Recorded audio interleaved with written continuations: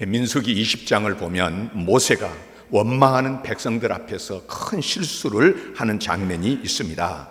하나님의 은혜로 구원을 받고 하나님의 은혜로 지금 이 광야에 살면서 백성들은 물이 좀 없다고 해서 하나님을 원망하고 심지어 모세를 죽이겠다고 합니다. 이렇게 원망하는 백성들 앞에서 그냥 모세는 이성을 잃고 말았습니다. 이제 화가 났지요. 버럭 역정을 내고 이제 가지고 있던 지팡이로 반석을 2번을 쳤습니다. 경건한 마음으로 하나님의 말씀을 따라야 됨에도 불구하고 혈기로 꽝꽝 하고 바위를 2번 쳤습니다. 이것이 사건의 전말입니다. 그런데 하나님께서 크게 책망하십니다. 심지어 이 일로 인해서 하나님께서는 모세가 그렇게 꿈에도 잊지 못하던 약속의 땅 가나안에 못 들어간다 하시는 것입니다. 왜 이것이 그렇게 큰 죄가 되는 것입니까? 성경을 읽을 때마다 또 신앙이 무엇인가, 참 신앙이 어떤 것인가를 다시 한번 생각하게 되는 것입니다. 먼저는 그가 말로 실수를 합니다. 시편 106편 33절에 보면 모세가 그 입술로 망령되이 말하였으미로다. 신앙인은 이 신앙적으로 말을 해야 합니다. 모세는 함부로 말했습니다. 아주 불신앙적인 말을 했습니다. 우리가 너희를 위하여 이 반석에서 물을 내랴. 언제 자기가 물을 낸 적이 있습니까? 하나님께서 물을 내신 것이고 모세는 심부름을 할 뿐인데 우리가 너희를 위하여 물을 내랴 하고 소리를 질렀으니까 그것이 잘못되었습니다. 말에 신앙이 없죠. 또 뭐 같은 이야기였습니다마는 하나님을 믿지 아니했다는 것입니다.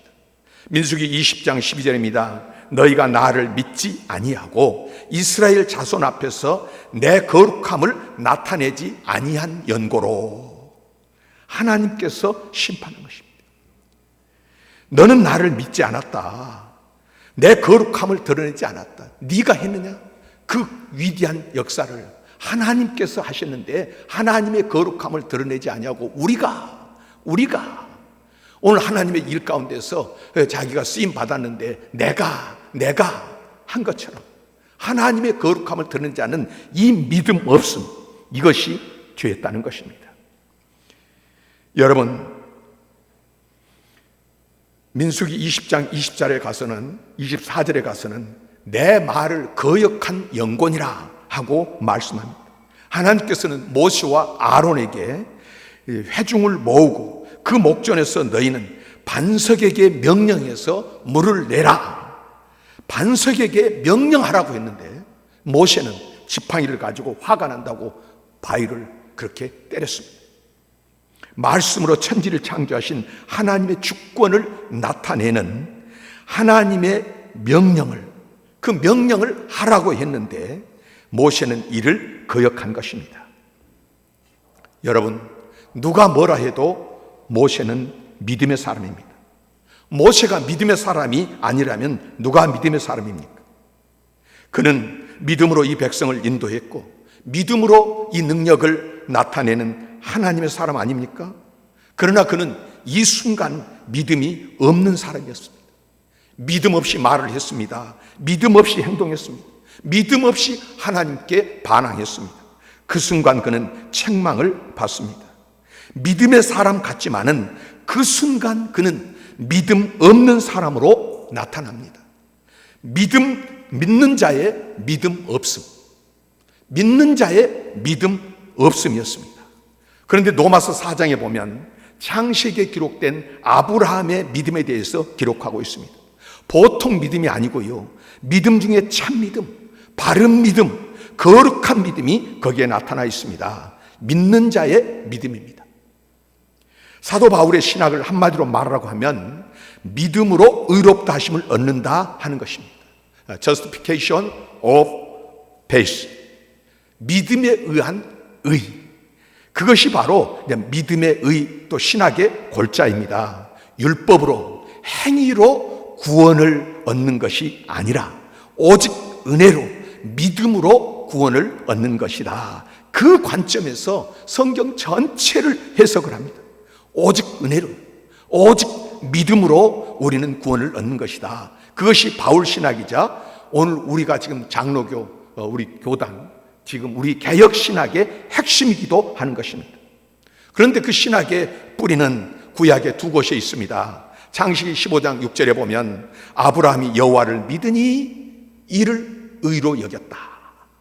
아브라함이 하나님을 믿었다. 그것으로 의로 여기십니다. 그 믿음, 그것이 신앙의 뿌리입니다. 그 믿음의 성격을 우리가 알아야 되는데요, 하박국 2장 4절의 저 유명한 말씀입니다. 오직 의인은 믿음으로 말미암아 살리라. 행위로 살고 도덕으로 사는 것이 아니라 의인은 믿음으로 말미암아 산다는 것입니다.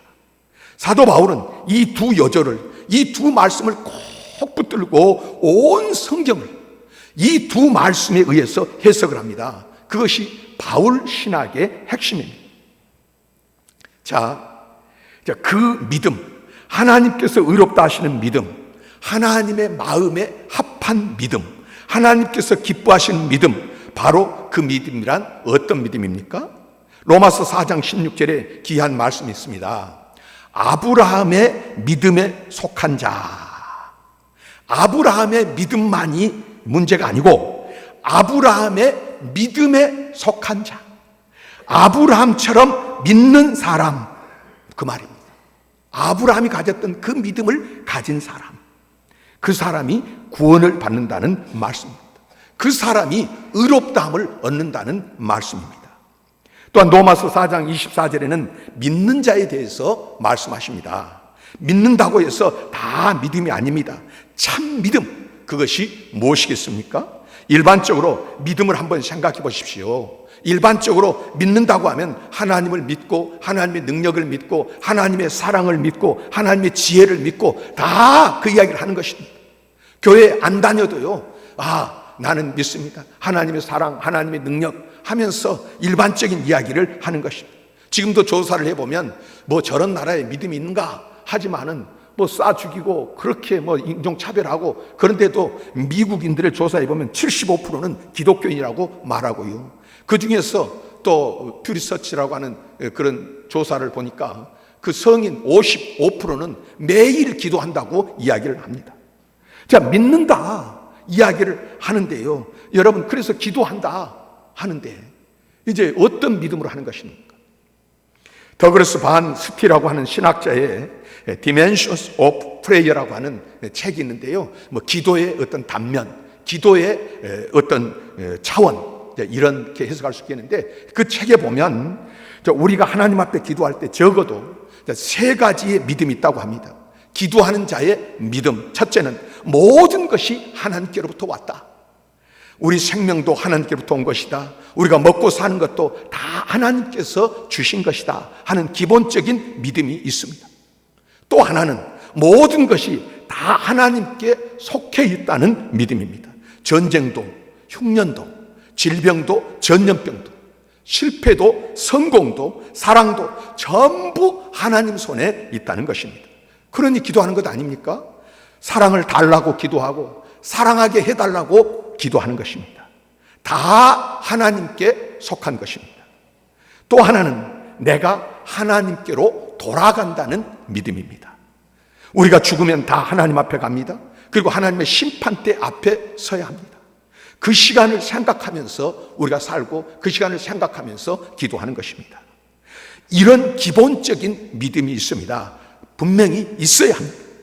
그런데요, 가만히 한번 생각해 보면 많은 사람들이 그렇게 하나님께 속하고 하나님께서 주시고 이제 하나님께로 간다, 이 기본적인 신앙에서 어느 순간에 벗어나가지고 이제 기도를 하는데 어떻게 합니까? 하나님 이것 주세요, 하나님 저것 주세요, 하나님 왜 안 주십니까? 하나님은 왜 모르십니까? 지금 이 기도 속에 뭐가 있습니까? 하나님께 엎드려서 하나님을 믿는 믿음으로 달라고 하는 것이 아니라 하나님을 조정하는 거예요.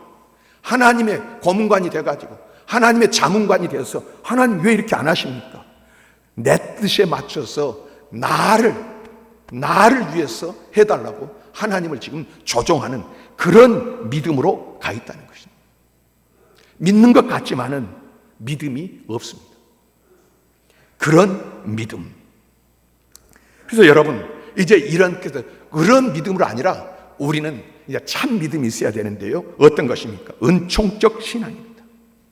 하나님이 의롭다고 여겨주시고, 그리고 은총적 신앙인데 오직 은혜로 사는 것입니다. 여러분, 아무래도 나의 의, 나의 선, 나의 봉사, 나의 진실로서는 안 될 것을 압니다. 이것을 완전히 부정하고 그 다음에는 오직 은혜입니다. 그래서 의롭다 하심을 얻는 그 마음을 가지게 됩니다. 다시 말하면요, 의로 의인이 되는 것이 아닙니다. 세상에서는 보십시오. 어떤 사람이 물에 빠진 사람을 건졌다, 아니면 어려움 당한 처지에 있는 사람을 구해줬다, 그러면은 의인으로 그 사람을 취급해주고 정부에서도 보상을 하지 않습니까? 그 행한 일로 말미암아서. 그런데 성경에서 말씀하시는 것은 의로 의인이 되는 것이 아닙니다. 의롭다 하심을 얻는 것입니다. 죄인이 의롭다 하심을 받고 의롭다 하심을 얻어서 의인이 되는 것입니다. 그러므로 예수 믿는 사람은 의롭다 하심을 얻은 죄인입니다. 의인이 아닙니다. 의롭다 하심을 얻은 죄인, 의롭게 봐주셨다는 것인데요. 보십시오. 탕자가 집을 나갔습니다. 그리고 돌아옵니다. 아주 문제가 많은 못된 사람 아닙니까? 아버지의 유산을 받아가지고 나가서 허랑방탕하다가 여러 해 만에 거지가 되어서 돌아오는데, 아버지를 보십시오. 이 아들을 율법적으로 대하지를 않습니다. 왜 나가지 말라고 했는데 나가느냐? 너 돈은 다 어디다 썼느냐? 얼마나 못된 짓을 너 많이 했느냐? 빚은 얼마나 졌느냐? 전혀 묻지를 않습니다.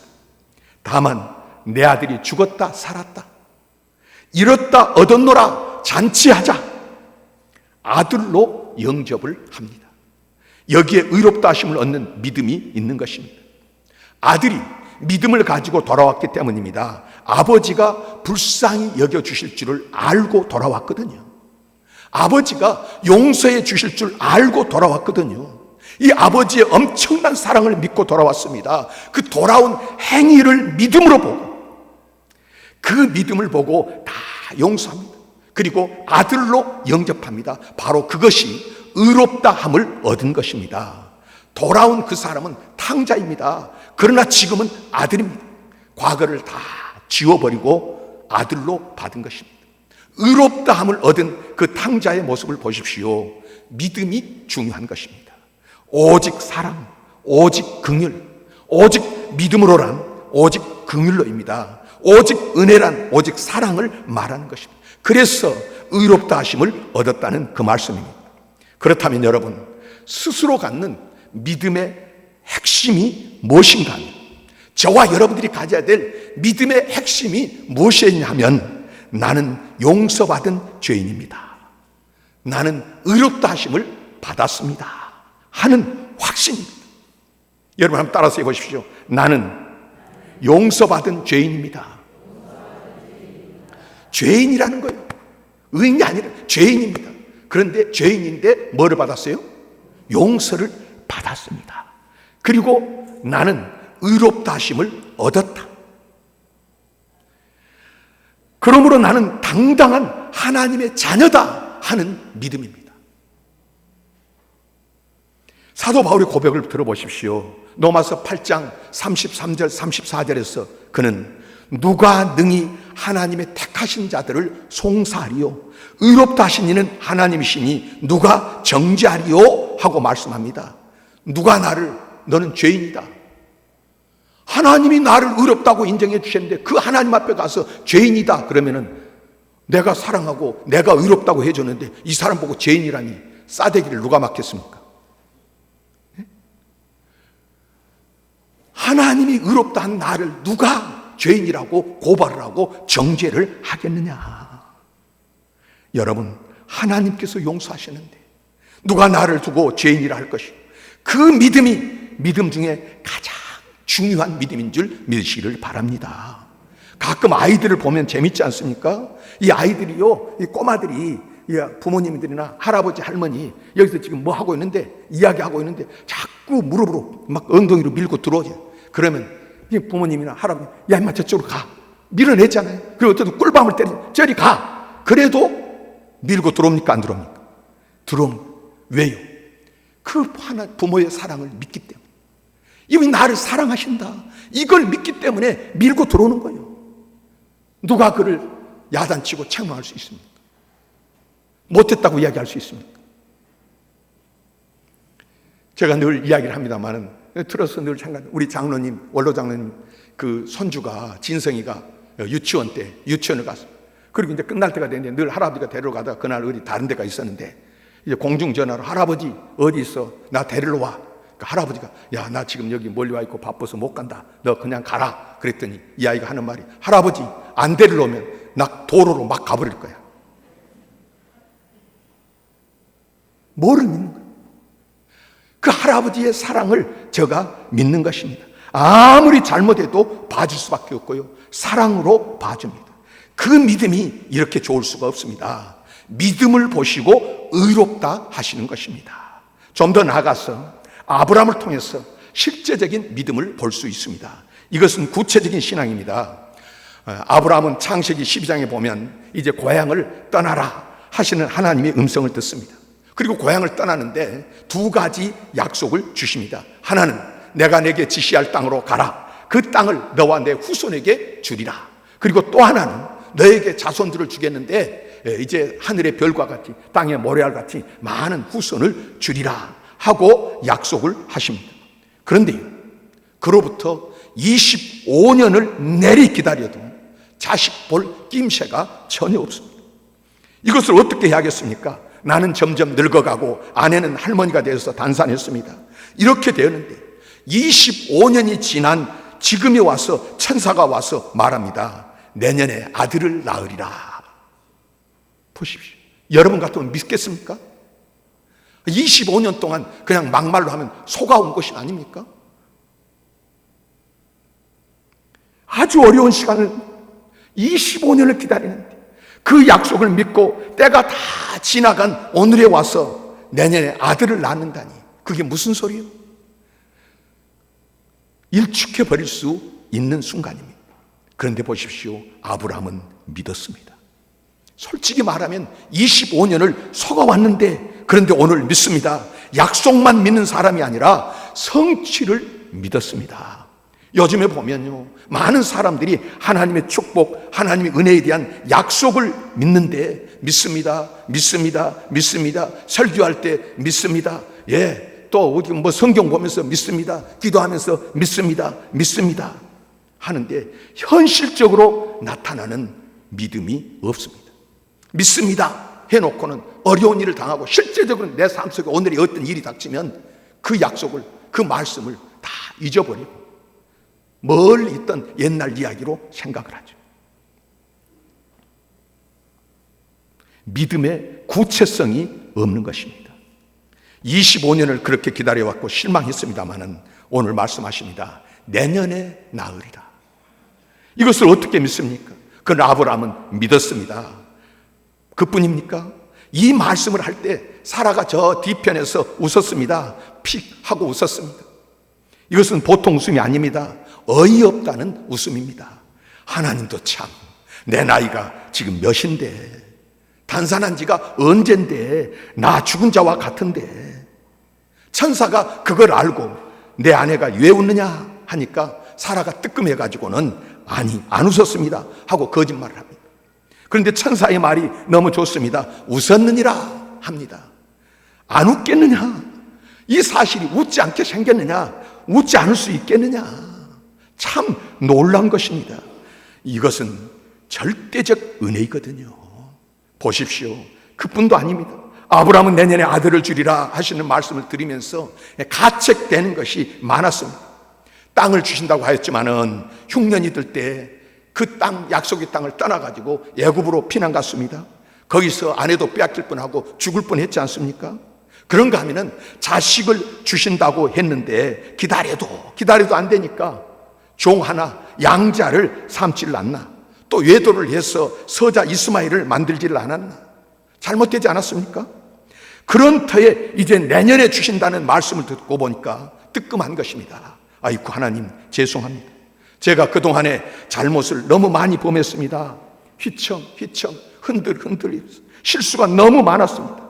자, 생각하면은 하나님께서 너 굳게 서지 못하고 왜 일마다 때마다 휘청거리느냐, 약속 취소다, 그렇게 말씀하셔도 할 말이 없을 것입니다. 그러나 취소하지 않으십니다.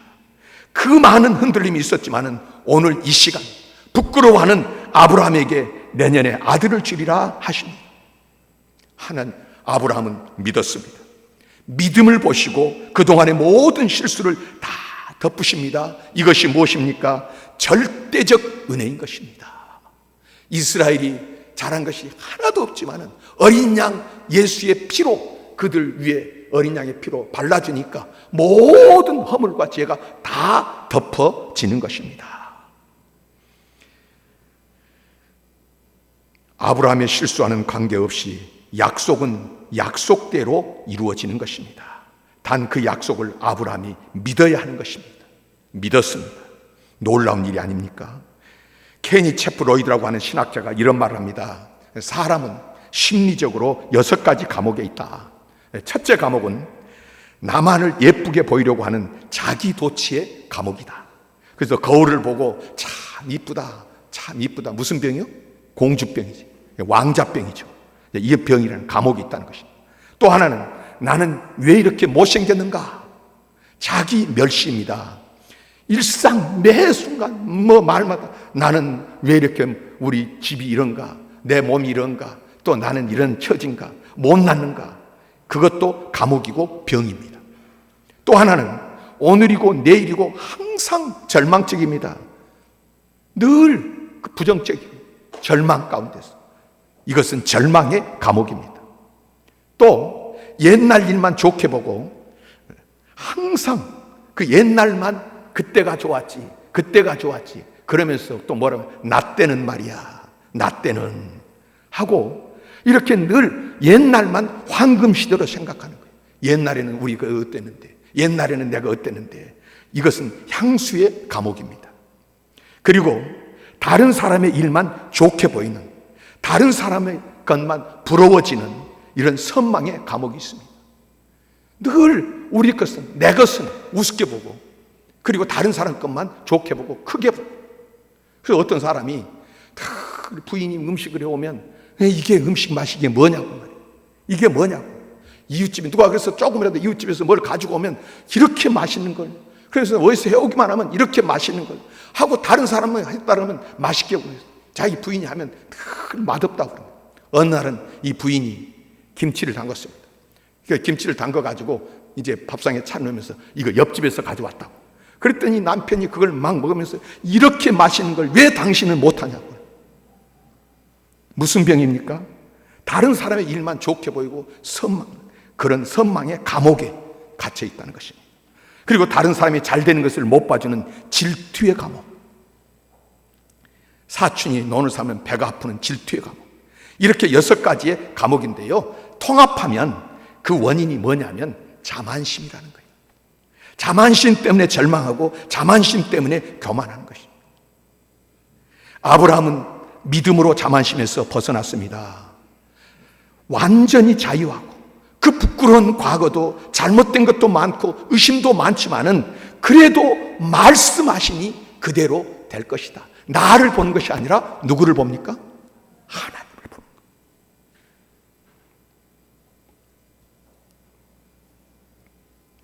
로마서 4장 8절에 참으로 귀한 말씀이 있습니다.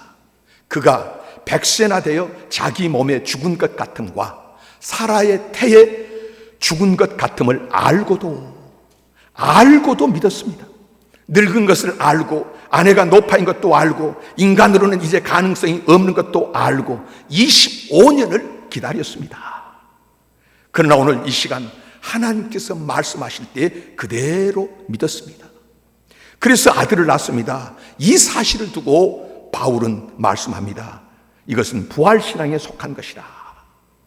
어느 날 하늘에서 뭔가 뚝 떨어져서 뭐가 이루어지는 것, 여러분, 하늘에서 무엇이 뚝 떨어지는 것이 아니라 주님께서 오늘 내 아픈 이 상황에서, 내 힘든 이 현실에서 나와 함께 하시는 줄 믿으시기를 바랍니다.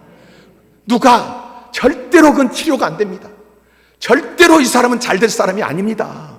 아무리 그런 말을 해도 실제로 나는 그런 사람입니다. 그러나 알고도 믿는 신앙, 하나님을 믿는 신앙,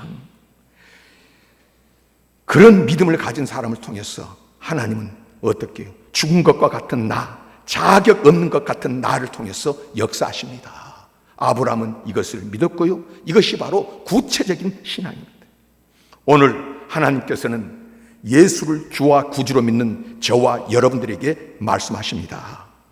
내게 능력 주시는 자 안에서 내가 모든 것을 할 수 있느니라. 사도 바울은 하나님의 부르심을 받아서 사명을 감당하면서 어려운 때가 참 많았습니다.